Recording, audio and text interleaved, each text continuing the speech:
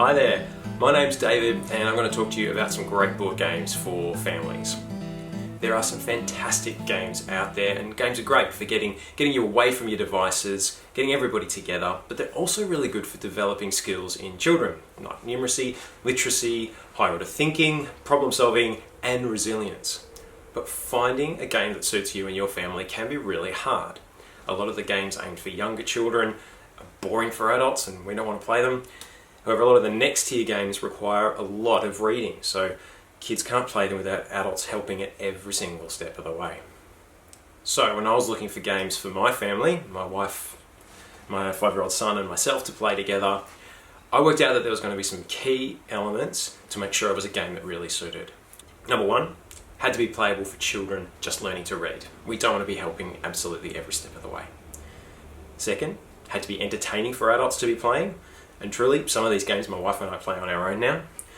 3, needs to be enough luck involved so that anybody can win, regardless of how much strategy you're throwing at it. And 4, it needs to play really well with 2 players. Especially in our household, it's very rare that both parents can step away from what we're doing to play a game. In the rest of this video, we're going to look at 3 games that we think do this really, really well. So stick around. Possibly my favourite game right now is this one, Dragonwood. It's got everything you could possibly want in a game, and the clue's in the title. It's got dragons. You take on the role of adventurers heading into the forest to capture some creatures. To do that, you're going to collect cards to make a set, roll some dice, capture the creature, get the most victory points, and you win. And did I mention dragons? This game does absolutely have the lot. It's got everything you want in a game. You're collecting cards to manage a deck, to make a sequence. You're trying to match colours or numbers or get a run in a row. That determines how many dice that you get to roll, increasing your chances of capturing your target creature. It's got all the peril and action of rolling dice, beautifully designed with this gorgeous artwork that's cleverly and almost comically presented in the cards. And did I mention dragons? This game is really easy for young players to grasp. The rules are simple. We've only looked at them once on the day that we opened the box. Really, really easy. You can even choose to play this game open-handed because it doesn't really matter what your opponent's got. It doesn't change who's doing what.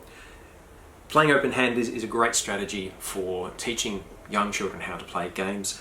And by playing open-handed, you can talk and have conversations around the strategy, the reasons for your decision to help generate some of the higher order thinking and problem solving. And I love that.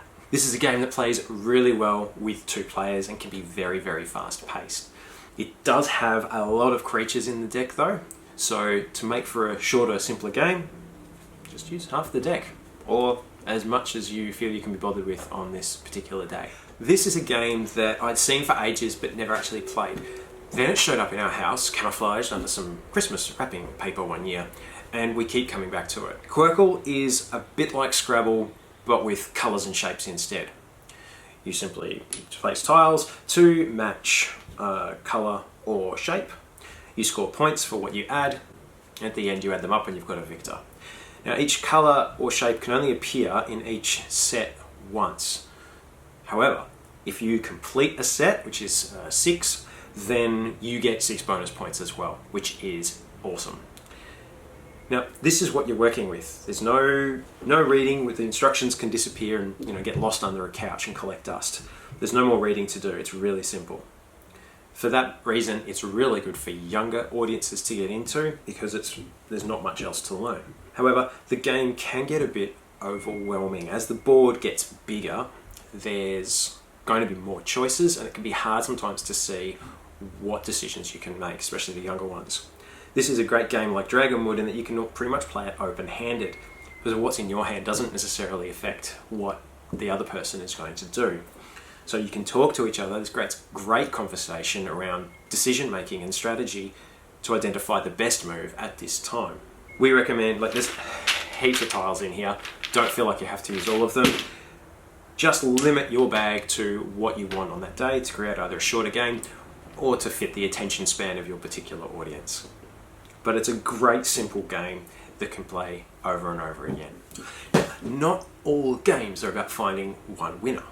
In Castle Panic, you have to work together. It's a cooperative game. So you're going to need to talk to each other, share, agree on the best course of action for the sake of the group. You picking up the family vibe? It's really, really, really, really good. Filled with colour and cardboard, you have to protect your castle from the advancing horde.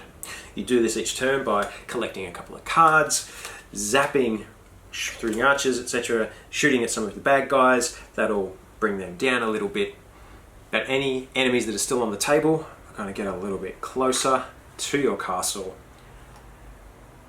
And at the same time, some more enemies are going to appear out of the forest and make their way to take on your castle.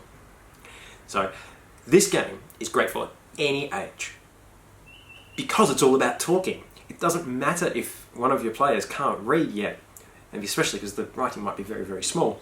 It's okay to ask the person next to you to find out.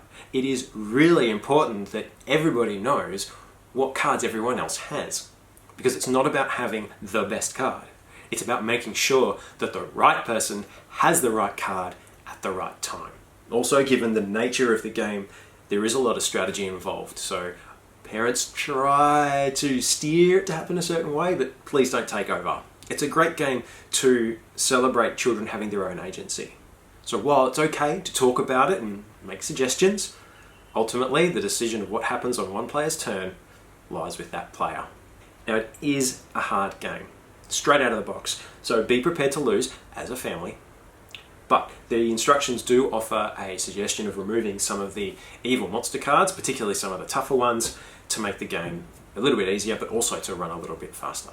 So there you have it. Got 3 great games that play really well with young families, fun for adults too, and also play really well with just 2 people. Over the next few weeks, I'll be doing some more detailed reviews of these games, plus some others that we're playing at the moment. Have you got a game that you think fits this category, or you've seen a game and just not sure if it's right for you? Comment below and let us know. Thank you so much for watching. Take care and have fun.